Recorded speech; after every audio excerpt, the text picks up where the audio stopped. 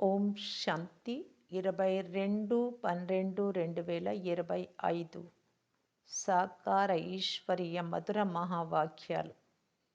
మధురమైన పిల్లలారా, తండ్రి ఎవరో ఎలా ఉన్నారో యథార్థంగా గుర్తించి వారిని స్మృతి చేయండి. అందుకు మీ బుద్ధిని విశాలంగా చేసుకోండి. ప్రశ్న: తండ్రిని పేదల పెన్నిధి అని ఎందుకంటారు? జవాబు: ఎందుకంటే ఈ సమయంలో ప్రపంచమంతా పేదగా అనగా దుఃఖంతో నిండిపోయింది. ఇటువంటి సమయంలో అందరినీ దుఃఖం నుండి విడిపించేందుకు తండ్రి వచ్చారు. అంతేకాని జాలిపడి ఎవరికైనా బట్టలివ్వడం, ధనమునివ్వడం ఇవేవి గొప్ప విషయాలు కావు. వీటి వలన ఎవరు షావుకారులుగా కూడా కారు. నేను పేదవారికి ధనమునిచ్చి పేదల పెన్నిధిని అని పిలిపించుకోను. పేదలు అనగా పతితులను అనగా ఎవరిలోనైతే జ్ఞానం లేదో వారికి జ్ఞానమిచ్చి పావనంగా చేస్తాను అని తండ్రి చెప్తున్నారు. ఎంత డబ్బు ఇచ్చినా, బట్టలు ఇచ్చినా, ధాన్యం ఇచ్చినా ఎన్ని రోజులు ఉంచుకుంటారు? వారంతట వారు ఎవరైనా సంపాదించుకోగలరు ఎప్పుడంటే వారికి తండ్రి యొక్క జ్ఞానము లభిస్తే. అప్పుడు సోమరులుగా ఉండరు. పేదతనం అనేది ఉండదు. గుణాలు నేర్చుకుంటారు. గుణాల ద్వారానే అన్నీ సమకూర్చుకోగలరు.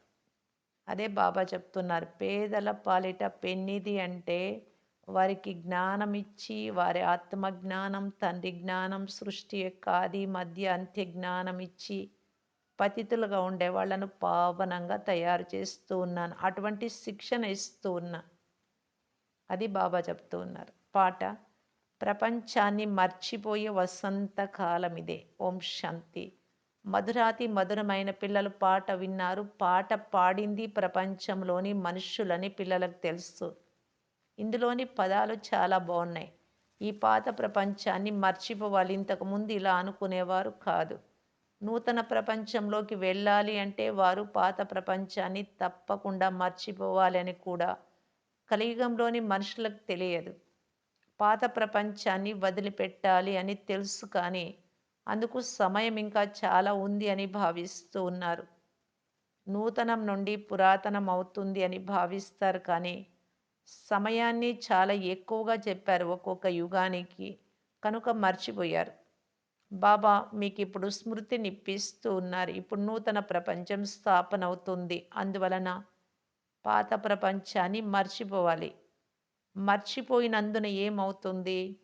మనం ఈ శరీరాన్ని వదిలి నూతన ప్రపంచంలోకి వెళ్తాం. కానీ అజ్ఞాన కాలంలో ఇటువంటి పదాల అర్థంపై ఎవ్వరికీ గమనం ఉండదు.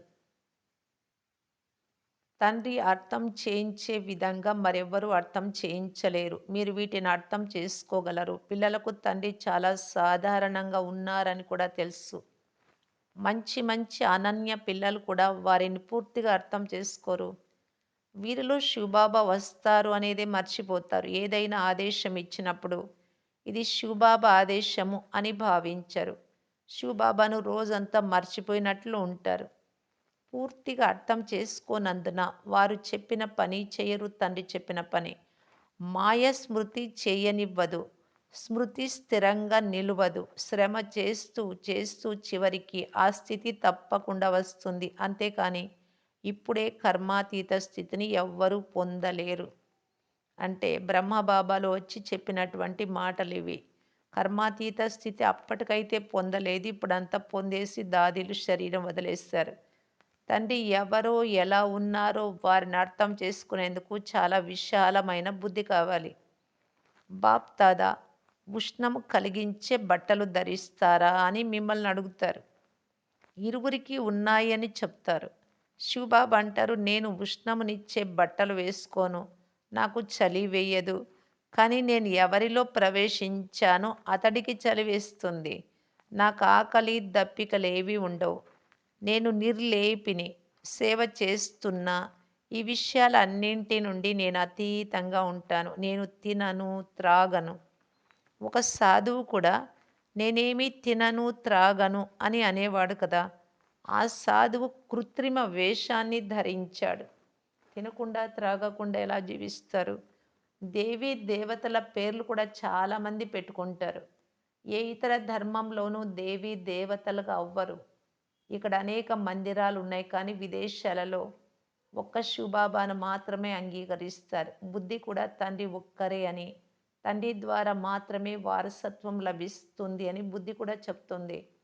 కల్పమంతటిలి పురుషోత్తమ సంగం యుగంలోనే బాబా నుండి వారసత్వం లభిస్తుంది అని మీ బుద్ధిలో ఉంది. మనం సుఖధామంలోకి వెళ్ళినప్పుడు మిగిలిన వారంతా శాంతిధామంలో ఉంటారు. మీలో కూడా ఈ జ్ఞానం నెంబర్ వారుగా ఉంది. జ్ఞాన విచారాలలో ఉంటే వారి మాటలు కూడా జ్ఞాన మాటలుగానే ఉంటాయి. మీరు బాబా ద్వారా జ్ఞానీలు, యోగీలుగా అవుతున్నారు. మీరు రూపమే కాక బసంత్ కూడా ఉన్నారు. అంటే జ్ఞానీలు, యోగీలు కూడా. ప్రపంచంలో మీరు తప్ప మేము రూప బసంతులము అని వేరెవ్వరూ చెప్పుకోలేరు జ్ఞాని, యోగి అని. మీరిప్పుడు చదువుతూ ఉన్నారు. చివరి వరకు నంబర్ వార్ పురుషార్థానుసారం చదువుకుంటూ ఉంటారు. శివ్ బాబా మన ఆత్మలందరి తండ్రి కదా! ఈ విషయాన్ని కూడా హృదయం స్వీకరిస్తుంది. భక్తి మార్గంలో హృదయానికి హత్తుకునేది కాదు. ఇక్కడ మీరు సన్ముఖంలో కూర్చొని ఉన్నారు. తండ్రి మళ్ళీ ఈ సమయంలోనే వస్తారు అని, ఇతర ఏ సమయంలోనూ తండ్రి వచ్చేది అవసరం కూడా లేదు అని మీకు తెలుసు.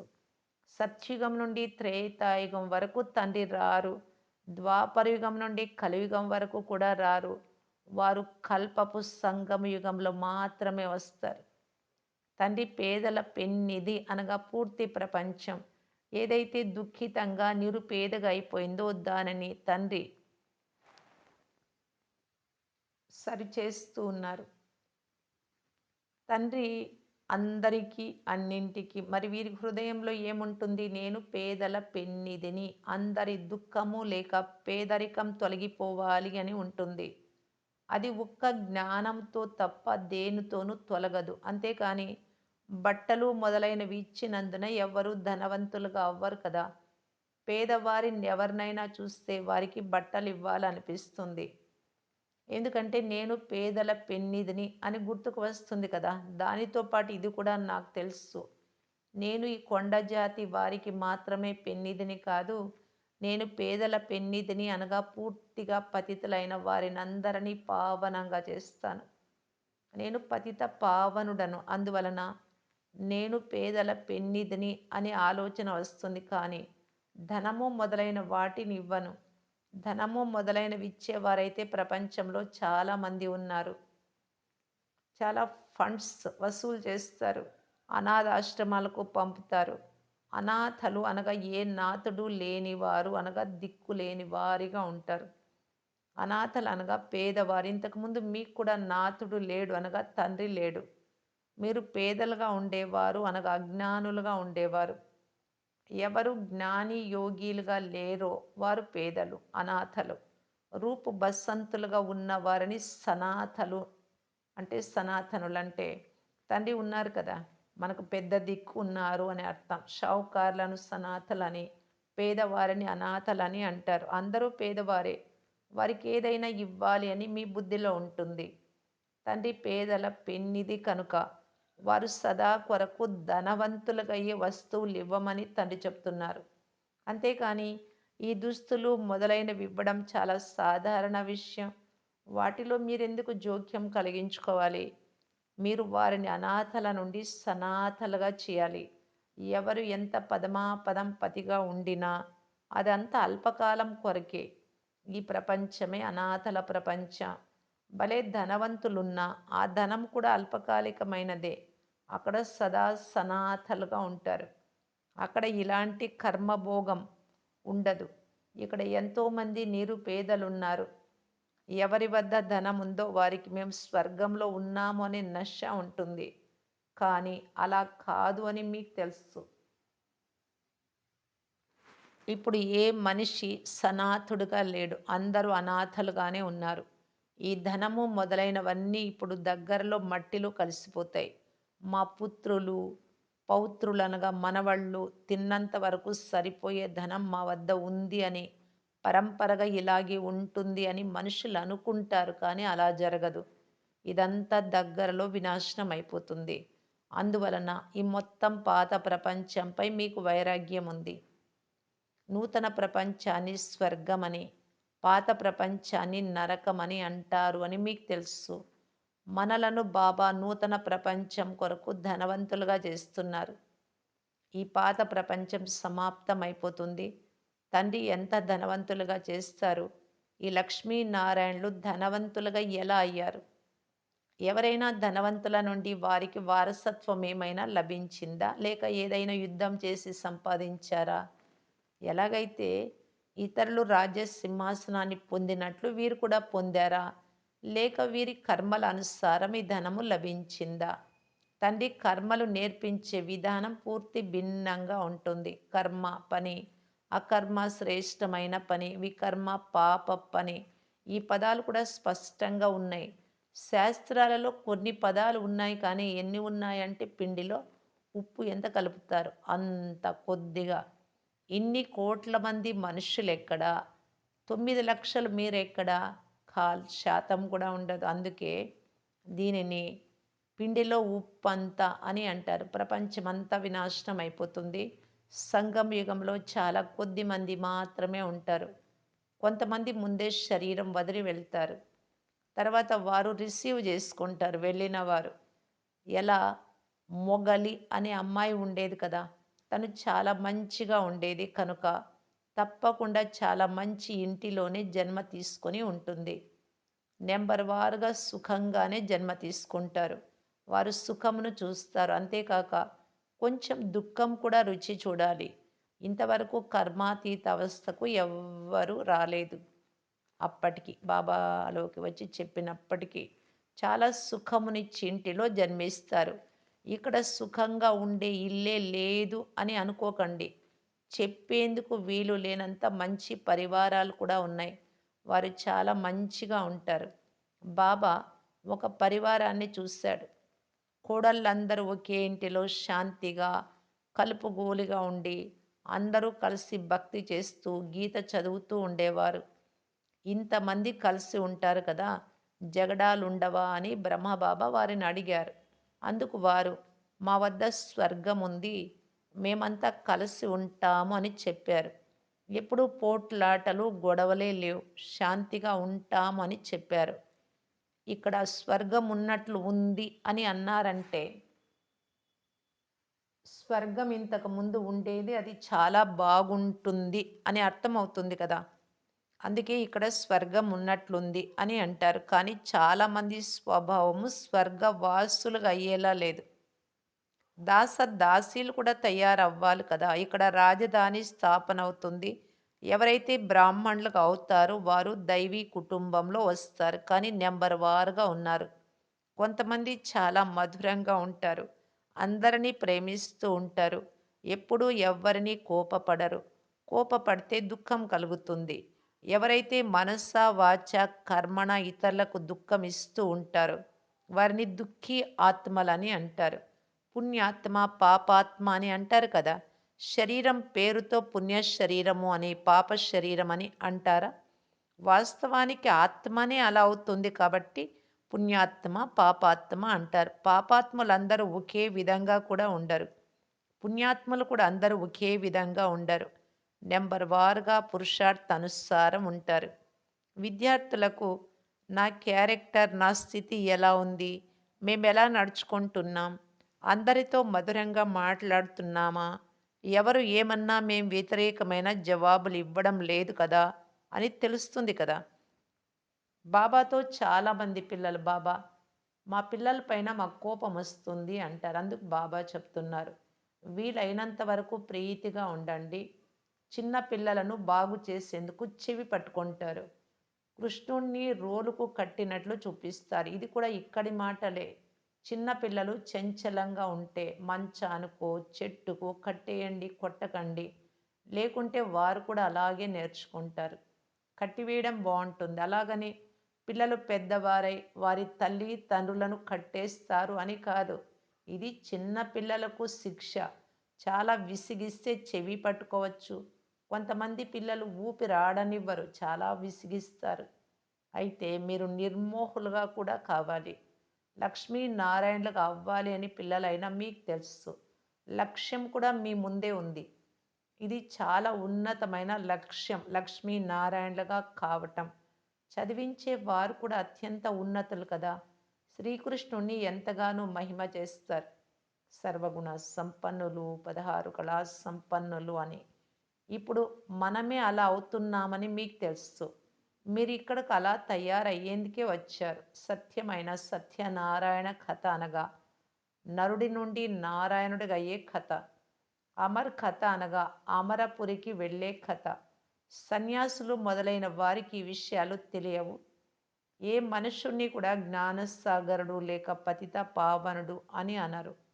మొత్తం ఈ సృష్టి అంతా పతితంగా ఉన్నప్పుడు పతిత పావనుడు అని ఎవరిని అనాలి? ఇక్కడ పుణ్యాత్ములు ఉండనే ఉండరు. తండ్రి అర్థం చేయిస్తున్నారు. ఇది పతిత ప్రపంచం. శ్రీకృష్ణుడు మొట్టమొదటి నెంబర్. అయితే అతన్ని కూడా భగవంతుడని అనరు. జనన మరణ రహితుడు ఒక్క నిరాకార తండ్రి మాత్రమే. శివ పరమాత్మాయ నమః అని మహిమ చేయబడతారు. బ్రహ్మ విష్ణు శంకరులను దేవతలు అని అంటూ తర్వాత శివుడిని పరమాత్మ అని అంటారు. కావున శివుడు అందరికంటే పైన ఉంటారు కదా! వారందరికీ తండ్రి. ఉండే స్థానము పైనే. స్థితి కూడా తండ్రిదే, అందరికంటే ఉన్నతమే. వారసత్వం కూడా తండ్రి నుండే లభిస్తుంది. సర్వవ్యాపి అంతటా ఉన్నారు భగవంతుడు అనడం ద్వారా వారసత్వం లభించదు. తండ్రి స్వర్గ స్థాపన చేస్తారు. కావున వారు స్వర్గ వారసత్వమే ఇస్తారు. ఈ లక్ష్మీనారాయణులు నెంబర్ 1 చదువు ద్వారానే పదవిని పొందారు. దేనితోనైతే మనుషులు విశ్వానికి అధిపతులుగా అవుతారో ఆ భారతదేశ ప్రాచీన యోగం ఎందుకు ప్రసిద్ధి చెందదు? దానిని సహజ జ్ఞానము, సహజ యోగం అని అంటారు. అది చాలా సులభం. ఒకే జన్మలోని పురుషార్థం ద్వారా, ఒక్క జన్మ అంటే ఇప్పుడు మాత్రమే చేసే ప్రయత్నం ద్వారా ఎంతో గొప్ప ప్రాప్తి ఎన్నో జన్మలకు లభిస్తుంది. భక్తి మార్గంలో జన్మ జన్మలుగా మోసపోతూ ఎదురు దెబ్బలు తింటూ వచ్చారు. అయినా ఏమీ లభించలేదు. ఇదైతే ఒక్క జన్మలోనే లభిస్తుంది కనుక దీనిని సహజమని అంటారు. సెకండ్‌లో జీవన్ముక్తి అని అంటారు. ఈ రోజులలో క్రొత్త క్రొత్త పరిశోధనలు చేసి ఎలాంటి క్రొత్త క్రొత్త వస్తువులు కనుగొంటున్నారో చూడండి. సైన్స్ వారిది కూడా అద్భుతమే. సైలెన్స్ అద్భుతం కూడా ఎలా ఉందో చూడండి. వారివన్నీ కంటికి కనిపిస్తాయి. ఇక్కడ మనవేవి కంటికి కనిపించవు. మీరు శాంతిగా కూర్చొని ఉన్నారు. ఉద్యోగాలు మొదలైనవి కూడా చేస్తారు. చేతులతో పని చేస్తున్నా ఆత్మలోని మనస్సు బాబా వైపు ఉండాలి. ప్రేయసి ప్రియులు మహిమ చేయబడ్డారు కదా! వారు ఒకరి ముఖం ఒకరు చూసుకుంటూ ఉంటారు. వికారాల కోసం కాదు, వికారాల మాట ఉండదు. ఎక్కడ కూర్చున్నా వారే గుర్తుకొస్తారు. అన్నం తింటున్న ఎదురుగా వారే కనిపిస్తారు. అంతిమంలో మీకు ఈ స్థితి వస్తుంది. ఎటు చూసినా బాబానే బాబా, బాబానే బాబా అలా కనబడుతుంది. ఒక్క తండ్రిని మాత్రమే స్మృతి చేస్తూ ఉంటారు. మంచిది. మధురాతి మధురమైన అపురూపమైన పిల్లలకు మాతాపిత బాప్దాదాల ప్రియ స్మృతులు మరియు గుడ్ మార్నింగ్. ఆత్మిక పిల్లలకు ఆత్మిక తండ్రి నమస్తే. ధారణ కొరకు ముఖ్య సారం ఫస్ట్ పాయింట్. జ్ఞానీలు యోగీలుగా తయారై సదా నోటి ద్వారా సుఖమునిచ్చే మాటలే మాట్లాడాలి. దుఃఖమునిచ్చు వారిగా అవ్వరాదు. జ్ఞాన విచారాలలో ఉండాలి. నోటి నుండి జ్ఞాన రత్నాలే వెలువడాలి. సెకండ్ పాయింట్, నిర్మోహులుగా అవ్వాలి, కానీ ప్రతి ఒక్కరితో ప్రేమగా వ్యవహరించాలి. కోపగించుకోరాదు. అనాథలను సనాథలుగా చేసే సేవ చేయాలి. వరదానము, తమ ఫరిస్తా రూపము ద్వారా గతి సద్గతి యొక్క ప్రసాదాన్ని పంచే మాస్టర్ గతి సద్గతి దాతాభవ. వర్తమాన సమయంలో విశ్వం యొక్క అనేక ఆత్మలు పరిస్థితులకు వశమై ఆర్తనాదాలు చేస్తున్నారు. కొంతమంది అధిక ధరలతో, కొంతమంది ఆకలితో, కొంతమంది శారీరక రోగాలతో, కొంతమంది మానసిక అశాంతితో అందరి దృష్టి శాంతి టవర్ వైపు వెళ్తూ ఉంది. ఆహాకారాల తర్వాత జే ధ్వనులు ఎప్పుడు జరుగుతాయి అని అందరూ చూస్తున్నారు కనుక, ఇప్పుడు మీ సాకార ఫరిస్తా రూపము ద్వారా విశ్వంలోని దుఃఖాన్ని దూరం చేయండి. మాస్టర్ గతి సద్గతి దాతలుగయ్యి భక్తులకు గతి సద్గతుల ప్రసాదాన్ని పంచండి. స్లోగన్: మనస్సును ఎంత శక్తిశాలిగా చేసుకోవాలి అంటే, ఏ పరిస్థితి కూడా మనస్సును ఆందోళనలోకి తీసుకురాకూడదు. అవ్యక్త సూచన: ఇప్పుడు సంపన్నము లేక కర్మాతీతంగా అవ్వాలి, అయి తీరాలి అనే తపన ఉంచుకొని తీవ్ర పురుషార్థం చేయటానికి బాప్దాదా తెలియజేస్తున్నారు. ఇప్పుడు సేవ అనే కర్మ బంధనంలో కూడా రాకండి. ఇష్టము అయిష్టం ఉండడం కూడా బంధనమే. మా స్థానము, మా సేవ, మా విద్యార్థి, మాకు సహయోగం ఇచ్చే ఆత్మలు, ఇలాంటి విధంగా భావించడము సేవ యొక్క కర్మ బంధనమే. ఈ కర్మ బంధనము నుండి కూడా మీరు వాటి నుండి కూడా అతీతంగా ఉండాలి. కనుక కర్మాతీతంగా అవ్వాలి మరియు ఇదే అది, ఇదే సర్వస్వము అనే అనుభూతినిప్పించి, ఈ స్థానమే కరెక్ట్, వీరి దగ్గరే కరెక్ట్, ఇక్కడే పరమాత్మ ఉన్నారు అని ఆత్మలను గమ్యస్థానానికి సమీపంగా తీసుకురావాలి. ఓం శాంతి.